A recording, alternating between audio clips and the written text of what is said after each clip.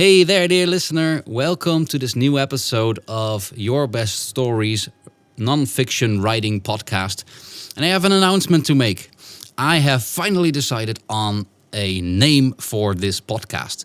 And that's because I'm starting a new magazine for writers like you to give you inspiration and good advice from writing instructors and editors and proofreaders all over the globe who can help you achieve your goals. So they can contribute articles, and if you read the magazine, you will find a lot of valuable advice. Well, that magazine I call The Deliberate Scribe. So I have decided to call my podcast by the same name.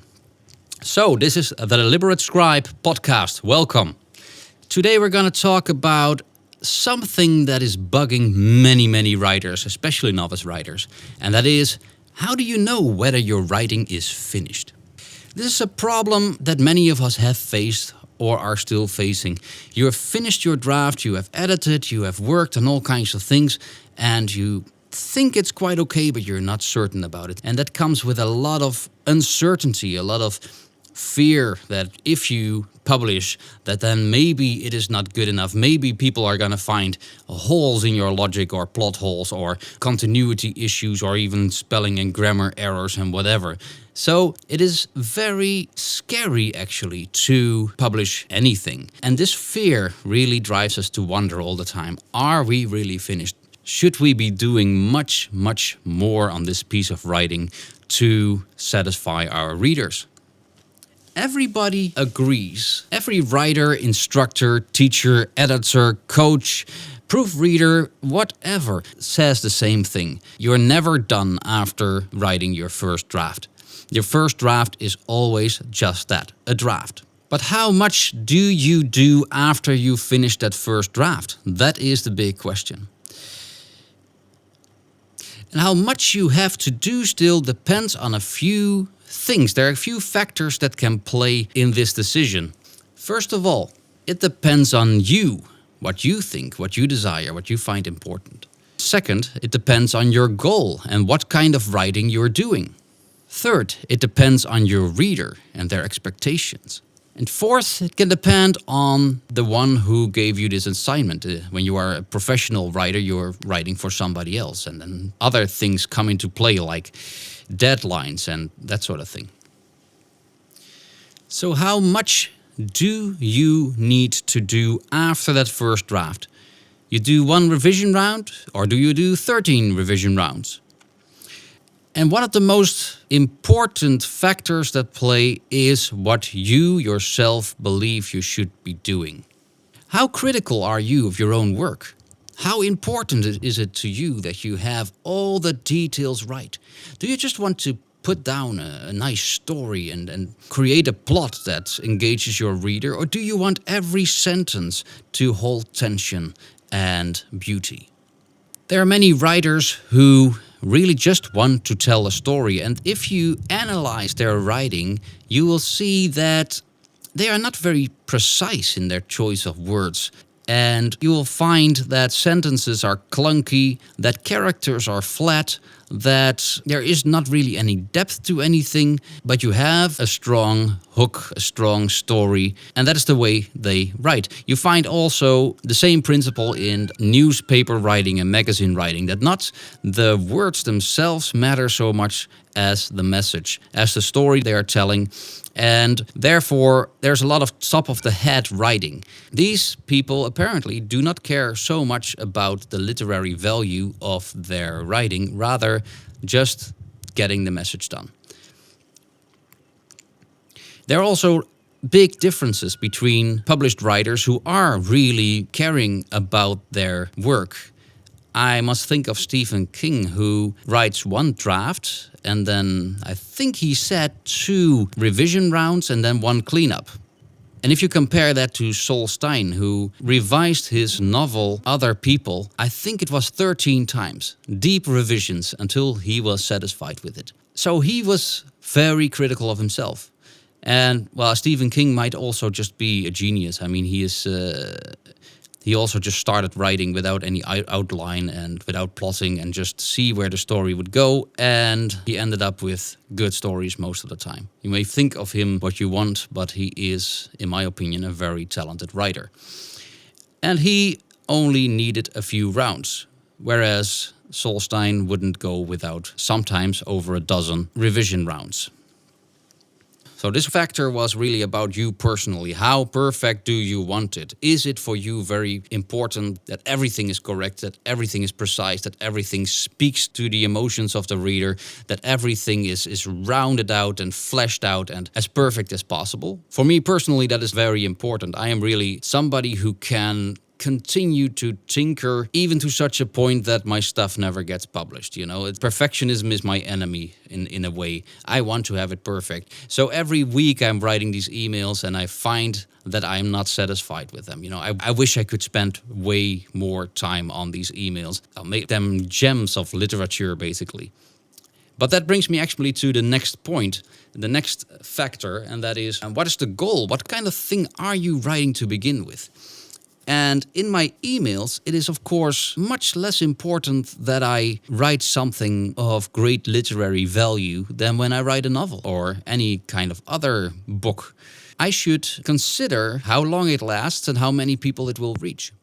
When I write my email, I am usually going through a few rounds. I write first the draft, and I do that relatively quickly. And then I usually have 2 revision rounds. And during those revision rounds, I try to really make it more engaging, try to get rid of lame verbs and try to activate things, try to make it more visible, more feelable, more engaging in all the ways that we have available to us as writers. Yet, every time I publish it and I read my email again, I also send it to myself just to see what you are receiving. I always see a few things in the body text that I think, I wish I had given myself a few more editing rounds, because then it would have been better. Then I would not have let this sentence be the way it is. And then I would have removed this phrase. Then I would have made a better flow from this point to the next. And I have to remind myself, what is the goal of this thing? This is an email. This is an email to my followers. I cannot spend the same time writing these emails as I would writing a story. It's just impossible. Otherwise, I would be working on my email most of the week. And I also have my editing, writing, and coaching work to do. So when you write an email, you should not be as critical as when you are writing a book.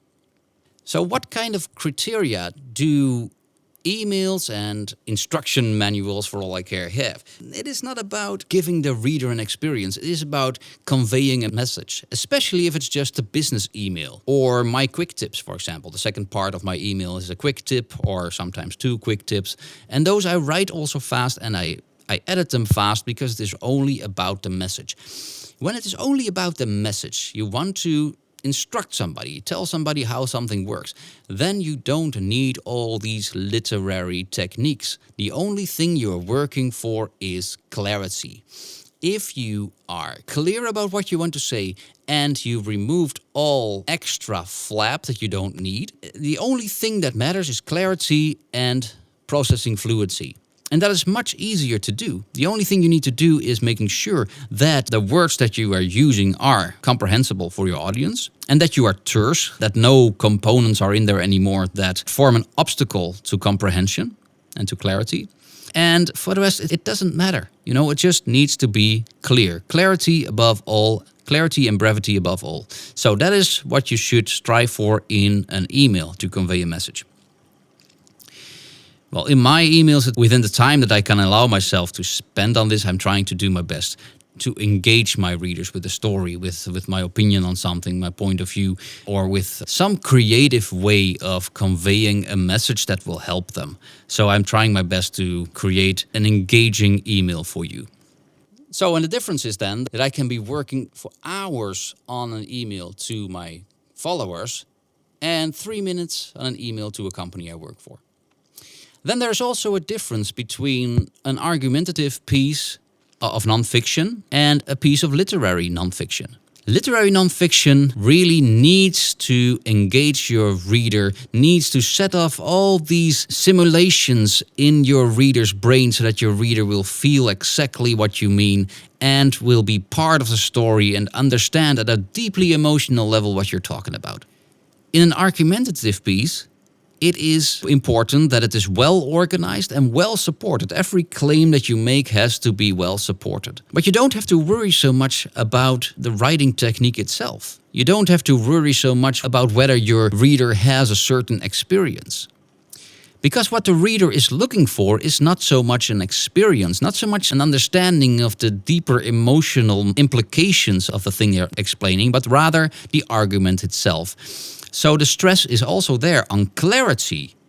Clarity and supporting your argument and also the right citations, etc.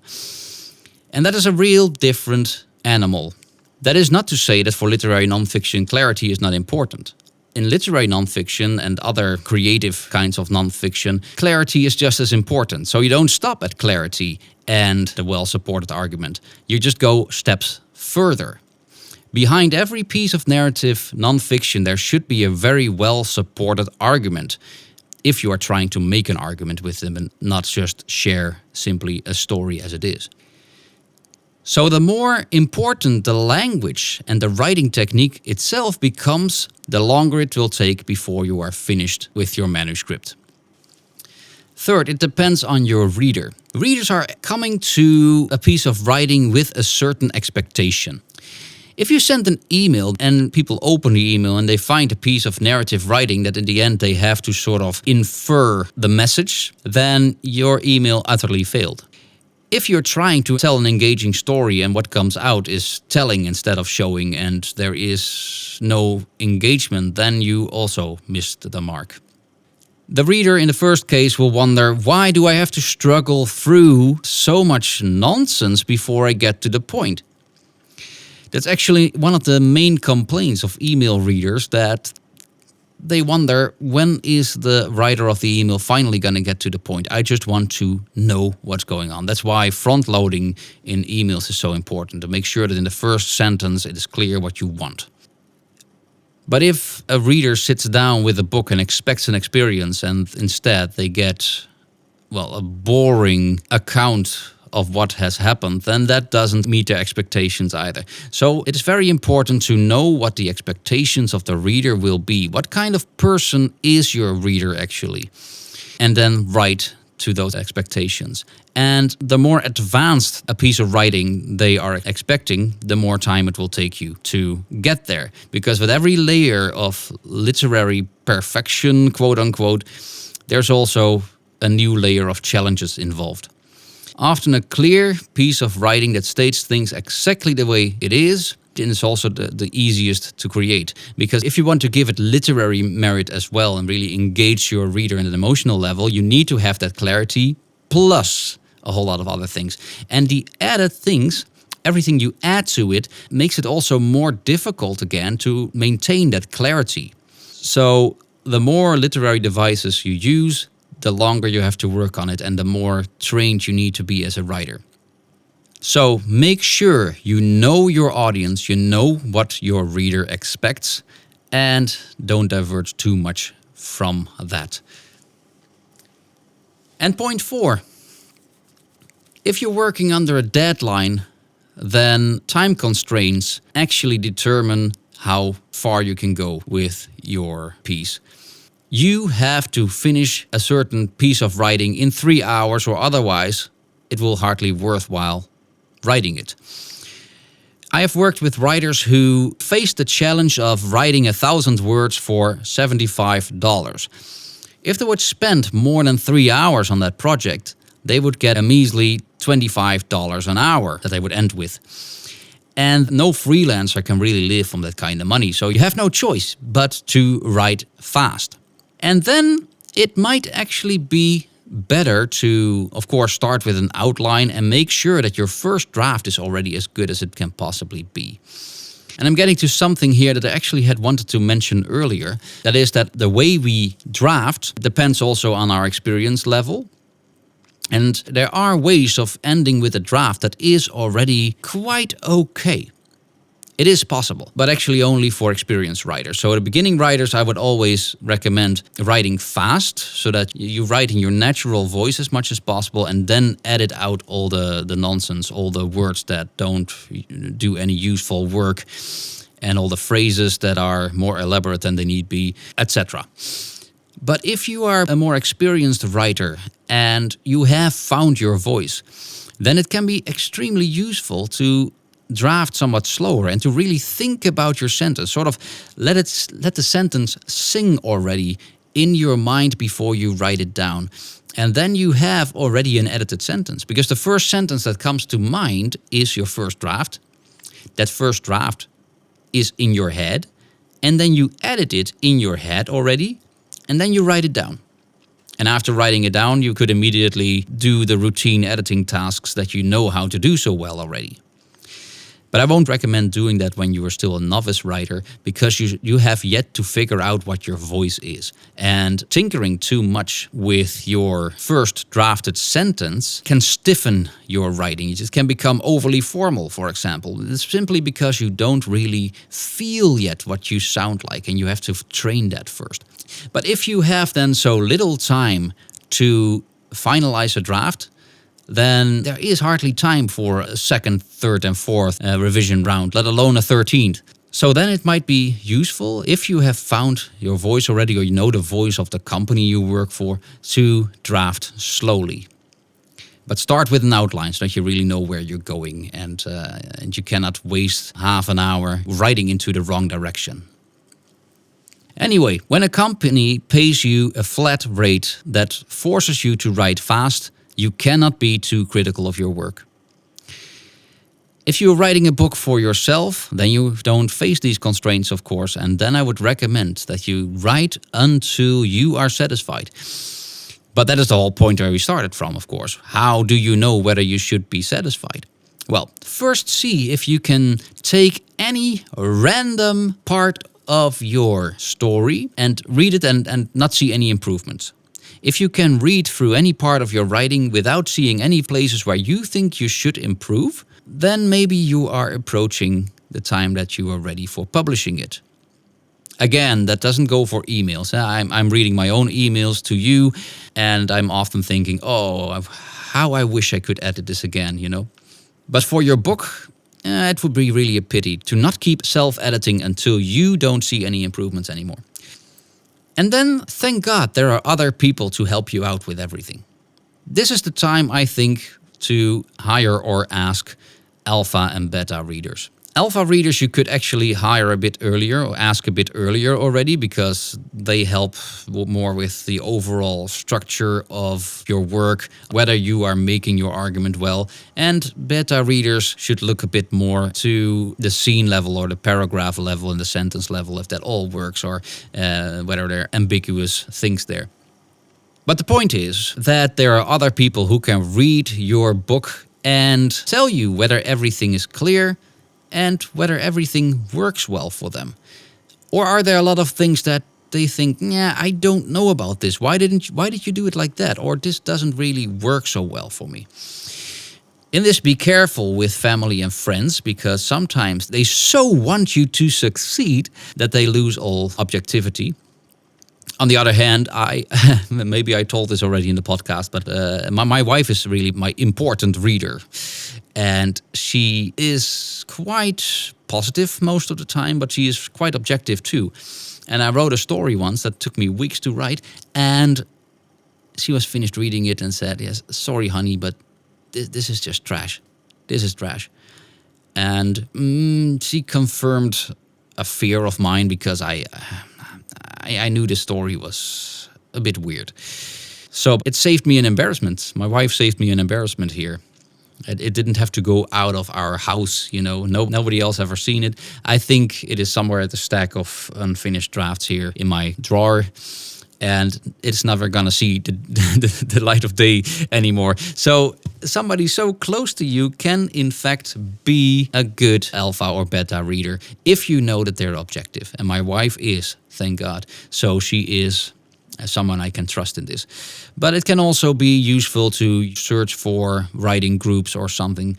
And I would go for a good number of readers so that you won't go through an entire revision round just because one person didn't like something about your work.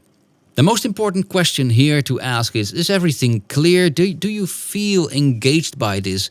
Were there goosebumps now and then? Were there laughs now and then? Mark those places. The places where they laughed, where they cried, where they loved it, where they didn't like it so much, and try to, maybe they can help you figure out why it was not so super.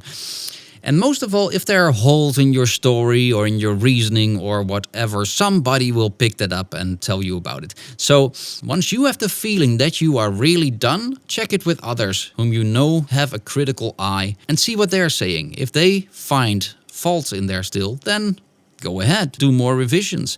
Maybe these are structural errors or structural weaknesses that you would have to do a full revision round for. And maybe only a few scenes or a few paragraphs that need some work, and that's it. It is very difficult to figure out on your own when something is ready because you have grown cold to your manuscript over time. You have seen it so often, you have worked on it and reworked it and whatever. You cannot really objectively look at your work anymore unless you want to put it into the drawer for 6 months or so. I've been doing that with stories, even years later that I looked at it again, and then suddenly certain faults, certain weaknesses would just pop out at me, And I think, how did I miss that before? For example, I had a fiction story that was taking place in a hospital, and then I felt that it was somewhat boring, so I decided to turn it into a science fiction story that took place in the hospice wing of a spaceship. And that gave an opportunity to make the plot a bit more interesting. In the end, it is not my favorite story, but anyway, there were some severe continuity issues in the end. Still, a few things were happening that should not be happening in space, that were really connected to things happening in a hospital on Earth. So only after a year or so reading the story again, I realized, wow, that is a big error. Well, I'm happy that I didn't publish it earlier because that would have destroyed the reading experience entirely. And I bet an alpha or beta reader would have noticed that immediately. Had I wanted to publish this immediately, I would really have needed somebody else to read for continuity. So, my final answer to the question, how do you know whether you are finished writing, is when you don't see anything to improve anymore and your alpha and beta readers don't see anything to improve anymore. Or when the quality is less important. As I said, certain pieces of writing just don't demand literary perfection at all. That being said, when you are done writing and your alpha and beta readers also say that this is done, I would still recommend hiring a professional editor such as yours truly to see if, from a professional's perspective, it is also finished. And usually a professional editor will find some more little things that should be addressed. But the better the manuscript is that you send to your editor, the less money your editor will charge, and the better the final product will be. Okay, I would like to remind you now too of the fact that I have a weekly newsletter with advice, with tips, with inspiration, and all kinds of things that can help you carve a path forward as a Christian nonfiction writer. Go to yourbeststory.net, yourbeststory.net, and fill out the pop-up form or scroll down a little bit because on the homepage there's also a subscription form. I hope to see you in my email list and I wish you a very pleasant day. God bless you on your writing journey. Bye-bye.